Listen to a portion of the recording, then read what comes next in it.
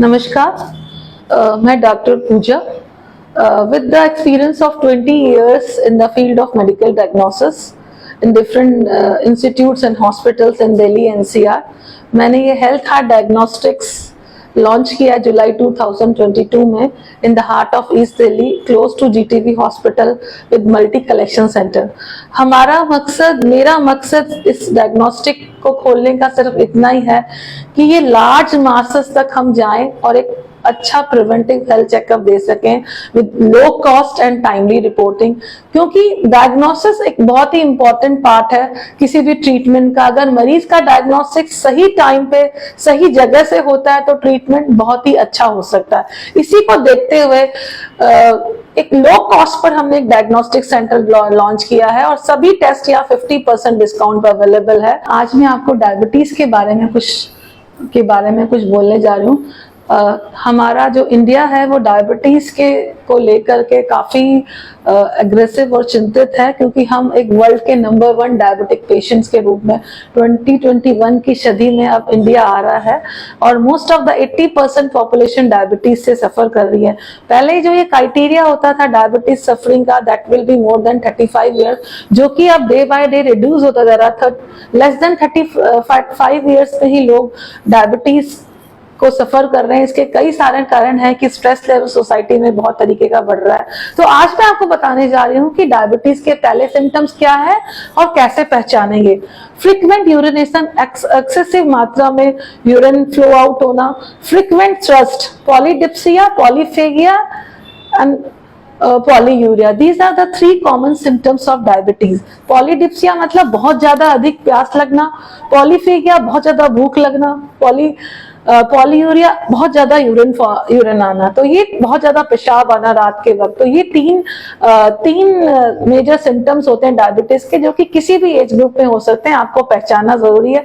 ऐसा अगर किसी भी व्यक्ति को फील होता है तो आपको तुरंत जाके अपना fasting blood glucose level check कराना चाहिए, जो कि लेस देन 70 to 110 मिलीग्राम के अंदर होता है। अगर फास्टिंग ब्लड ग्लूकोज किसी का 126 मिलीग्राम से ज्यादा आता है तो उसको फिर HbA1c ग्लाइकोसाइलेटेड हीमोग्लोबिन का टेस्ट कराना चाहिए, जो कि ये बताता है कि आपको 3 महीने के अंदर शुगर हुई है या पहले है या बाद में है।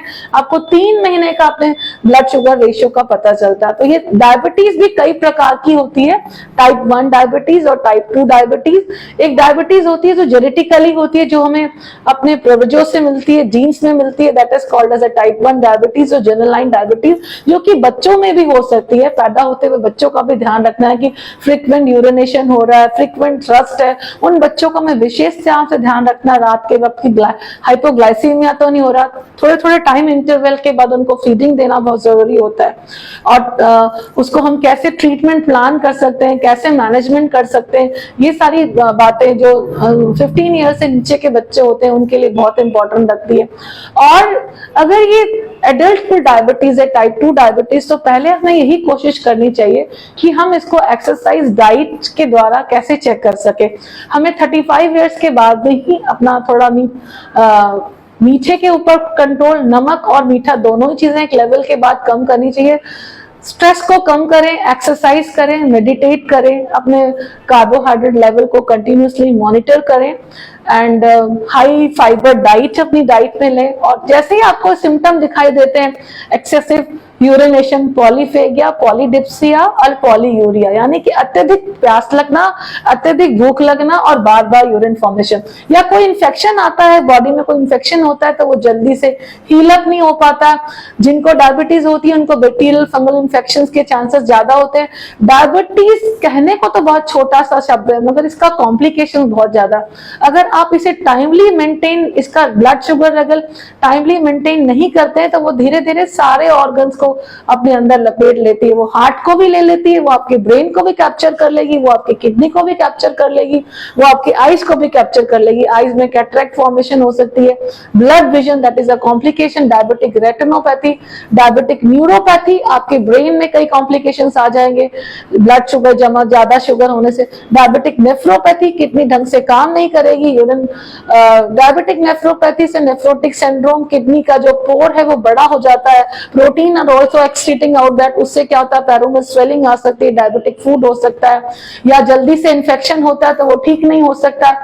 और कार्डियोवास्कुलर डिजीज, क्योंकि शुगर लेवल बढ़ने से आपके ब्लड सर्कुलेशन में भी फर्क पड़ता है, धीरे धीरे वो हार्ट की पंपिंग में असर होने लगता है, जिसके कारण कार्डियोवास्कुलर रिस्क फैक्टर्स बढ़ते हैं। क्योंकि जब शुगर बढ़ती तो साथ साथ लिपोलाइसिस भी होता है, आपकी जितने भी फैटी एसिड्स है बॉडी में वो भी मेटाबोलाइज होना हो।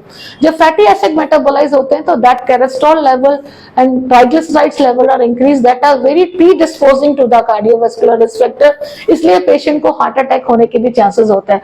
तो डायबिटीज कहने को तो एक बहुत छोटा सा शब्द है, मगर इससे कॉम्प्लिकेशंस और इसका मैनेजमेंट बहुत इंपॉर्टेंट होता है। तो टाइमली जिसको भी अगर इस तरह का आ रहा है कि आपकी ब्लड शुगर लेवल या आपको इस तरह के सिम्टम दिखाई देते हैं कि आपको फ्रीक्वेंट यूरिनेशन है, बहुत ज्यादा भूख लग रही है, बहुत स्ट्रेस है, बहुत फटीग है, बहुत ज्यादा थकावट महसूस होती है, तो आपको तुरंत जाकर के अपना ब्लड चेकअप कराना चाहिए।